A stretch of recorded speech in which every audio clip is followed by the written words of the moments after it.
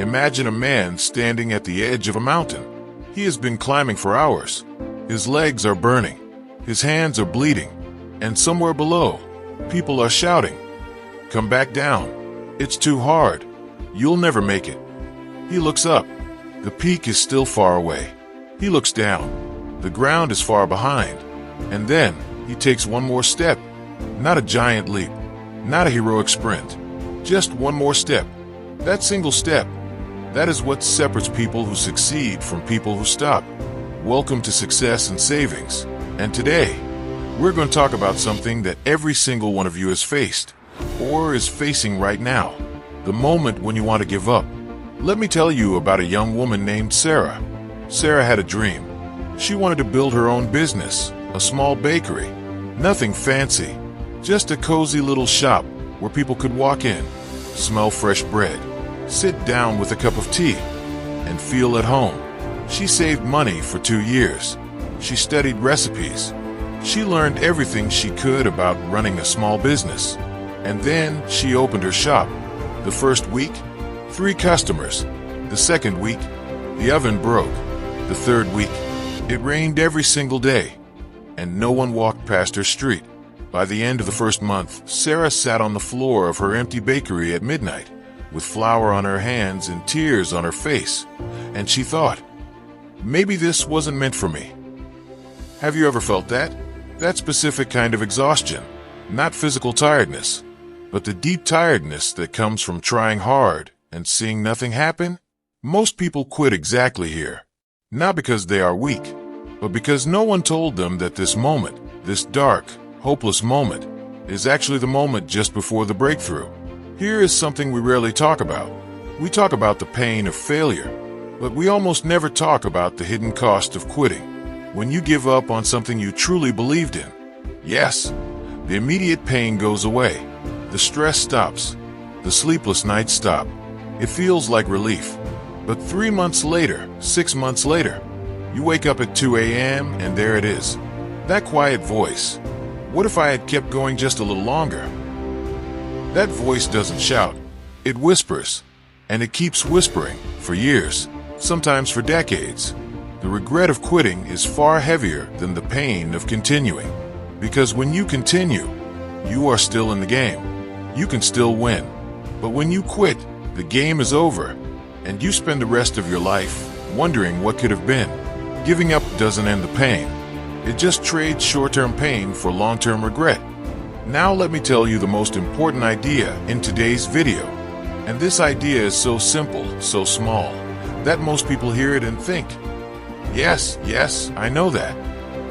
But knowing it and truly living by it are two completely different things. Small steps matter more than big leaps. We live in a world that celebrates overnight success. We see the highlight reel, the big launch, the viral post, the million-dollar moment, and we think that's how success works. One giant explosion of effort, and then victory. But that is not how real success is built. Real success is built the way a river carves through rock. Not with one massive explosion, but with millions of small drops of water, falling in the same place. Day after day after day. A river doesn't think, this rock is too big. I'll never get through. It just keeps flowing. It finds the smallest crack. It pushes through. And over time, that rock breaks. You are the river. Your dream is the rock. And every small step you take, every email you send, every skill you learn, every day you show up even when you don't feel like it, that is water on the rock. It is working. Even when you cannot see it. Let me share something with you. Colonel Harlan Sanders, the founder of KFC, was 62 years old when he started his business. Before that, his famous chicken recipe was rejected over 1,000 times. 1,000 times. Can you imagine? Can you imagine sending your idea out into the world 1,000 times and hearing no every single time? Most of us give up after 5 rejections, maybe 10. We say, it's not working. It's not meant to be. But Sanders kept going, not because he was fearless, not because he had no doubts, but because he refused to let his last chapter be a rejection. And now, his name is on thousands of restaurants in over 145 countries. Or think about J.K. Rowling. She was a single mother, living on welfare, writing the first Harry Potter book in a small cafe in Edinburgh because her apartment was too cold. The book was rejected by 12 publishers. 12. One publisher's assistant, an 8-year-old girl, begged her father to keep reading after he almost put it down. That one child's enthusiasm changed everything. 12 rejections stood between the world and one of the greatest stories ever written. What is standing between you and your story? Remember Sara, the baker who was sitting on her floor at midnight? She didn't quit, but she did something different. She stopped trying to make the whole bakery work at once. Instead, she focused on one small step. She started delivering fresh bread to 5 neighbors every morning. Just 5. Within 2 weeks, it became 10 neighbors. Then 20. People started sharing her number. Then she got a small catering order. Then a local cafe asked her to supply their pastries. 8 months after that midnight floor moment, Sara's bakery had a waiting list. Not because she made one giant move, but because she made one small step at a time, every single day, even when it felt pointless. She told me something I will never forget. She said, "The days I wanted to quit the most were always the days I was actually the closest." Read that again. The days you want to quit the most, those are the days you are the closest. So what do you do tomorrow morning when that feeling comes again? When the alarm rings and you think, what's the point? Here is a simple practice. Just 3 things. First, shrink the step. Don't ask yourself, how do I build the whole thing? Ask yourself, what is the one smallest thing I can do today? Just one. Send one message. Write one paragraph. Make one call. Second, remember your reason. Not your goal, your reason. Why did you start?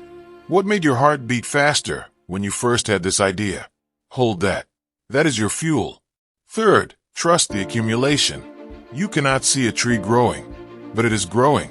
You cannot feel your steps adding up, but they are adding up. Trust the process even when the results are invisible. Small steps done consistently always beat big plans done occasionally. I want to leave you with this. Every person you admire, every great achiever, every person who built something beautiful, they all had their midnight floor moment. The night they almost stopped. The only difference between them and the people who gave up is that they took one more step. Not 10 steps, not 100. One more step. You don't have to see the whole staircase. You don't have to know how the story ends. You just have to take the next step. Because small steps matter. Consistent effort matters. And you, showing up today, even if you don't feel ready, that matters more than you will ever know. Never give up. You are closer than you think.